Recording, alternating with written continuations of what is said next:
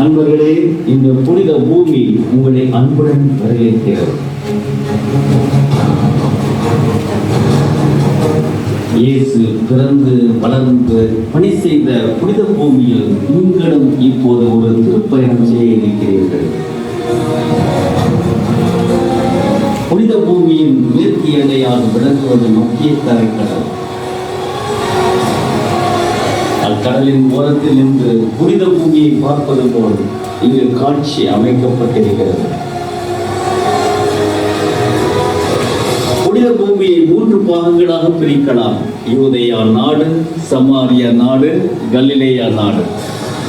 அன்பாண்டவர்களே, இந்த புனித பூமியில் நீங்கள் முதலடி எடுத்து வைக்கும் இடம் யூதேயா நாடு. யூதேயா நாட்டில் இயேசுவின் வாழ்வில் முக்கிய இடம் பிடித்த 2 இடங்களை இங்கு நாங்கள் முன்வைக்கின்றோம். முதலாக இயேசு பிறந்த தாவீது நகர் பெத்லகேம். அங்குதான் இயேசு ஒரு மாட்டுத் தொழுவத்தில் பிறந்தார்.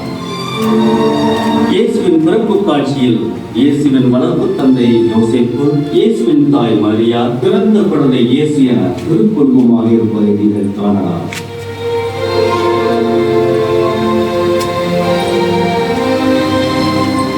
அடுத்து யூதேயா நாட்டின் மகுடமாக விளங்குவது எருசலேம் நகரம். அந்த மகுடத்தின் மைதமாக விளங்குவது சாலமோன் அரசர் கட்டிய தேராலயம்.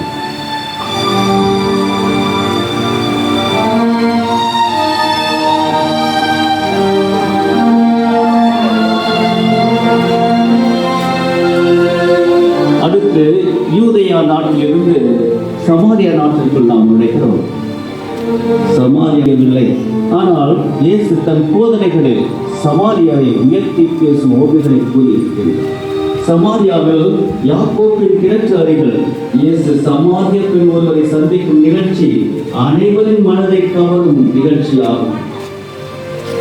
தாழ்த்தப்பட்ட சமாரிய பெண்ணிடம் இயேசு தண்ணீர் கேட்க, உயர்த்தப்படப்போது எப்படி எங்களிடம் தண்ணீர் கேட்கலாம் என்று அவள் கேட்க, நான் உனக்கு தாகம் எடுக்காத தண்ணீரை கொடுப்பேன் என்றார் இயேசு. அந்த நிகழ்ச்சி தான் இங்கு சித்தரிக்கப்பட்டிருக்கிறார். அடுத்து சமாரியா நாட்டிலிருந்து கலிலேயா நாட்டிற்குள் நுழைகிறோம்.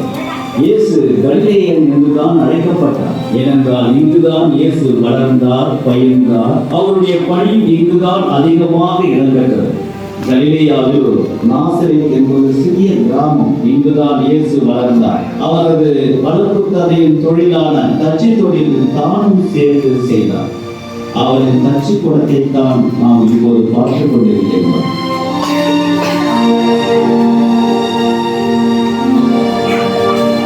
கலிலேயா நாட்டில் இயேசுவின் வாழ்வில் இடம் பிடித்த